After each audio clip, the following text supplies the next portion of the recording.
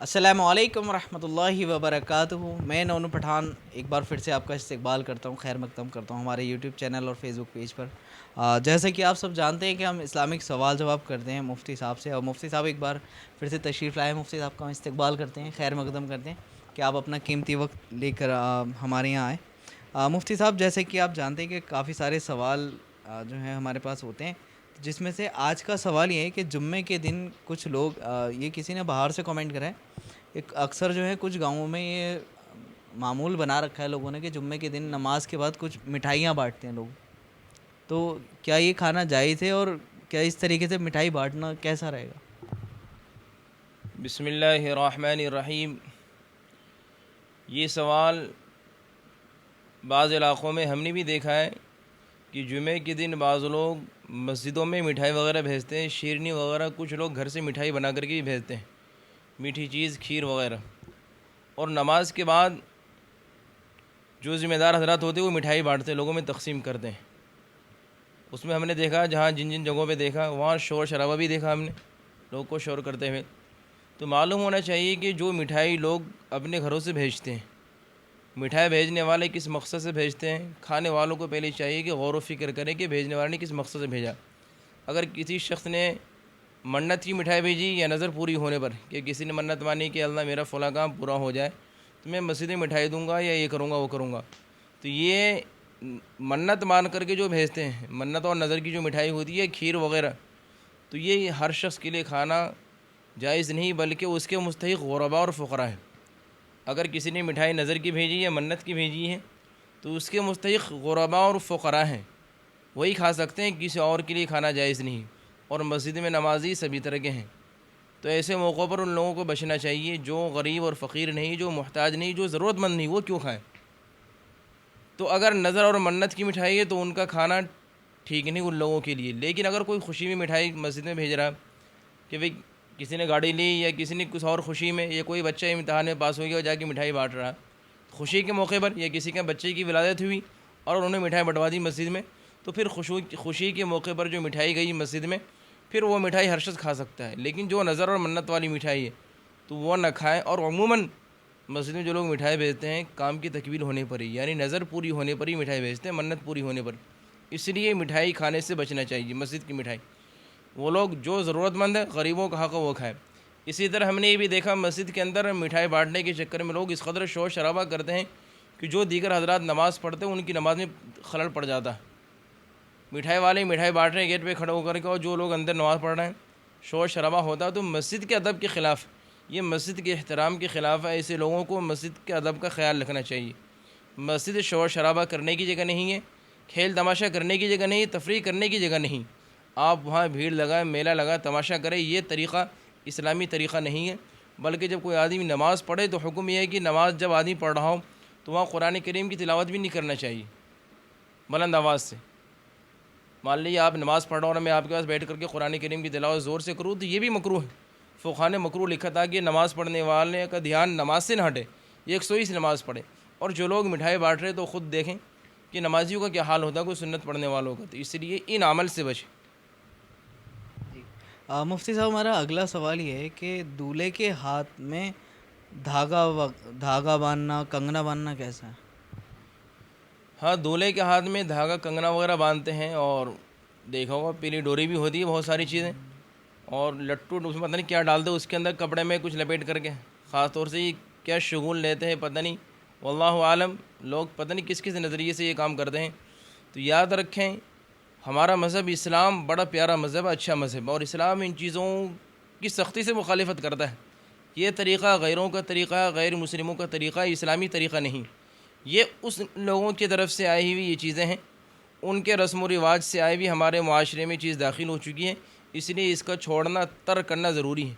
کسی مسلمان کے لیے جائز نہیں کہ وہ دھاگا باندھے شادی کے موقع پر یا ڈوری وغیرہ باندھے۔ جی مفتی صاحب، ہمارا اگلا سوال یہ ہے، اور اکثر دیکھا جاتا ہے کہ نکاح کے بعد دولہا کھڑا ہو کر سب کو سلام کرتا ہے، اور لوگ مطلب کہہ رہے ہوتے ہیں کہ سلام کرو گے کھڑے ہو کے۔ جی جی ہاں، یہ بھی بات صحیح کہہ رہے ہیں کہ نکاح کے بعد دولہے کو سلام کرنے پر مجبور کرتے ہیں۔ اگر سلام نہ کرے تو لوگ کہتے ہیں پتہ نہیں کیسا انسان سلام نہیں کر رہا، جی کیونکہ میں خود جب نکاح پڑھاتا ہوں تو دیکھتا ہوں اس کے اندر حالانکہ میں نے کئی موقعوں پر منع بھی کیا کہ یہ طریقہ نہیں ہے، لیکن لوگ مانتے نہیں، یہ اپنی چلاتے ہیں۔ تو یاد رکھنا چاہیے کہ نکاح کے بعد کھڑے ہو کر کے سلام کرنا شریعت سے کہیں ثابت نہیں، بے اصل اور بے بنیاد باتیں، کوئی ہاتھ پیر نہیں اس بات میں۔ اس لیے انسان کو اس کام سے بچنا چاہیے، یہ عمل بھی شریعت سے ہٹ کے ہیں، اور جو عمل شریعت سے ہٹ کے ہو آپ اسے نہ کریں۔ مفتی صاحب ہمارا اگلا سوال یہ ہے، عورت کی عدت پوری ہونے پر میکے سے کپڑے آنا اور مٹھائی آنا اکثر اس کو یہ بھی دیکھا جاتا ہے، اس میں اضافہ کروں گا سوال میں، کہ بھائی لینے کے لیے جاتا ہے، یہ رسم بنا رکھی ہے کہ بھائی آئے گا لینے اور نئے کپڑے لے کر آئے گا، پیسے بھی دے گا، اس طریقے کی رسم چلتی ہے۔ ہاں دیکھیے،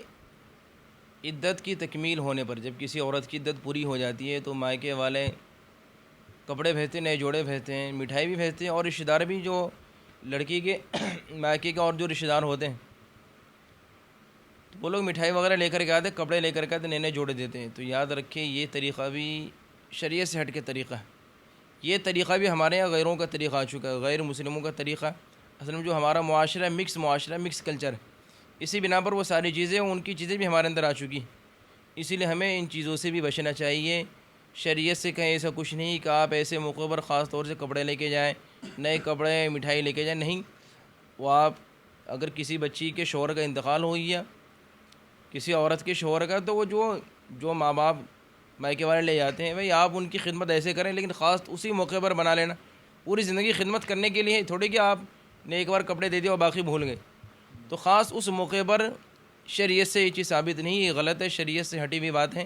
آپ ان چیزوں کو فوراً چھوڑے، ترک کریں، معاشرے کو درست کرنے کی کوشش کریں۔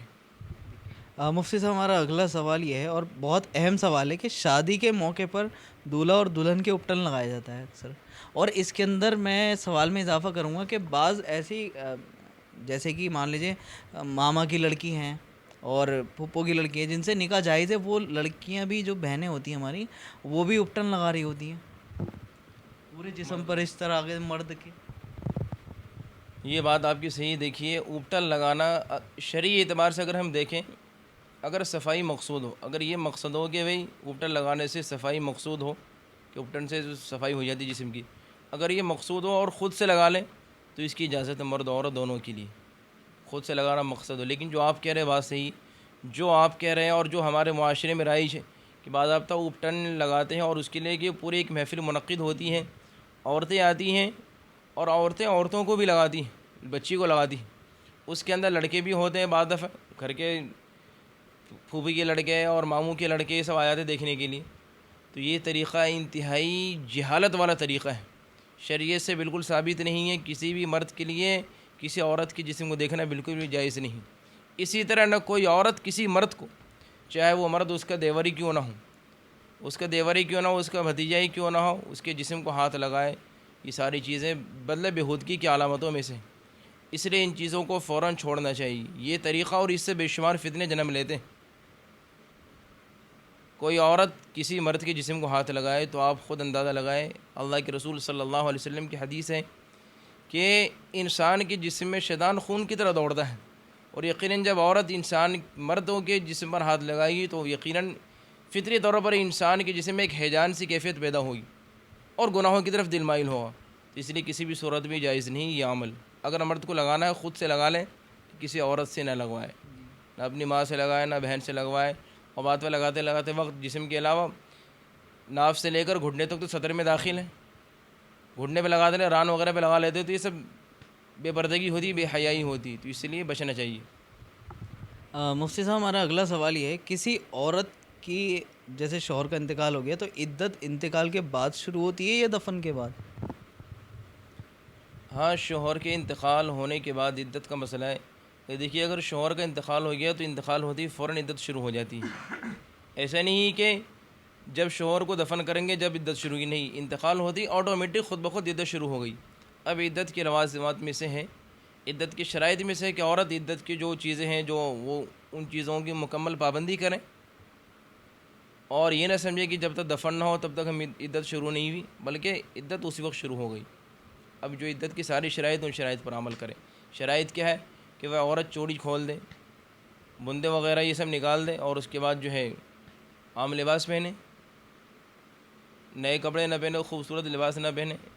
مطلب زینت کی ساری چیز کو چھوڑ دے، ہاتھوں ہاتھ زینت کی چیز کو ترک کر دے۔ اچھا مفتی صاحب، یہ چوڑی توڑنے کی آپ نے بات کری، تو اس میں بعض میں نے خود اپنی آنکھوں سے دیکھا ہے کہ وہ چوڑی اتارتی نہیں ہیں، ایسے اس کے ہاتھ میں ہی توڑتی ہیں۔ نہیں چوڑی توڑنا نہیں، چوڑی ہاتھ سے نکال دے۔ بعض دفعہ آپ ہاتھ سے ایسے مار مار توڑنے کی بات کر رہے ہیں، توڑنے میں بعض دفعہ چوڑی انسان کے جسم میں چبھ جائے، خون بھی نہیں آیا۔ خون بہتا ہے ہاں تو یہ طریقہ غلط ہے، یہ تو آپ ایک طرح سے تکلیف دے رہے ہو۔ جو لوگ چوڑی توڑتے ہیں ان کا یہ عمل غلط ہے، اور اس چوڑی آپ اتار دیں آرام سے، تکلیف نہ دے، خون نہ نکلے۔ بعض عورتیں وہ چمٹا لے گی، کچھ لکڑی لیں گی، اس سے ایسے توڑتی ہیں، اس عورت کے ہاتھ میں چپ جاتی ہے۔ میں نے خود اپنی آنکھوں سے دیکھی، اپنے آس پاس کسی کا انتقال ہوا تھا تو ان کے ساتھ ایسا کرا۔ ہاں تو ان لوگوں کو بچنا چاہیے، ایسا عمل نہ کرے کہ جس سے کسی کو تکلیف پہنچے۔ مفتی صاحب، ہمارا اگلا سوال یہ ہے، شوہر کے انتقال کے بعد جو عورت عدت کرے گی تو کتنے دن کی عدت ہے؟ دیکھیے شوہر کے انتقال ہونے کے بعد اب عدت کرے گی، اگر عورت وہ پریگنیٹ، اگر حمل سے ہے تو اس کی عدت وضع حمل ہے، جب تک بچے کی پیدائش نہ ہو، جب تک بچہ پیدا نہ ہو تب تک اس کی عدت ہوگی، بچہ کے پیدا ہوتی اس کی عدت ختم ہو جائے گی۔ اگر اس صورت میں، اس کنڈیشن میں اگر عورت پریگنیٹ ہے، اور اگر عورت پریگنیٹ نہیں ہے تو اگر مہینے کی پہلی تاریخ چاند کے اعتبار سے، اگر مہینے کی پہلی تاریخ چاند کے اعتبار سے پہلی تاریخ کے دن شوہر کا انتقال ہوا تو پھر 4 مہینے 10 دن کی عدت ہوگی، اور اگر مہینے کی پہلی تاریخ میں انتقال نہیں ہوا، بیچ تاریخ میں ہوا، کبھی بھی انتقال ہوا پہلی سے ہٹ کر کے، تو پھر 130 دن عدت کے دن شمار ہوں گے دن کے اعتبار سے۔ لوگ کہتے ہیں مہینوں کا، تو مہینہ جو 4 مہینے 10 دن کا مسئلہ ہے، تو وہ مہینہ 4 مہینے 10 دن اس کے لیے جس کے شوہر کا انتقال پہلی تاریخ میں۔ لیکن اگر پہلی تاریخ میں انتقال نہیں ہوا، بیچ تاریخ میں، دوسری میں، تیسری میں، کسی بھی تاریخ میں، تو پھر اس کے بعد دنوں کے اعتبار سے 130 دن عدت پوری کریں گے۔ 130 دن، جی۔ مفتی صاحب، ہمارا اگلا سوال یہ ہے، میت پر چادر ڈالنا جس پر قرآن کی آیتیں لکھی ہوں یا کلمہ وغیرہ لکھا ہوتا ہے، کیسا ہے؟ ہاں یہ بہت ساری مسجد میں ایسی چادر بھی رکھی ہوئی ہیں مسحری کے ساتھ، اور جہاں نہیں تو کچھ لوگ اپنے پاس سے بھی لے جاتے ہیں، اور اس بنا پر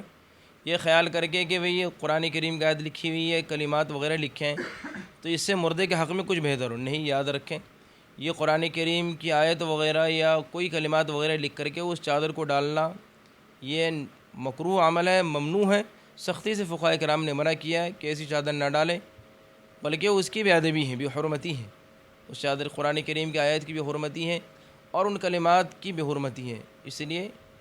اس سے بچنا چاہیے۔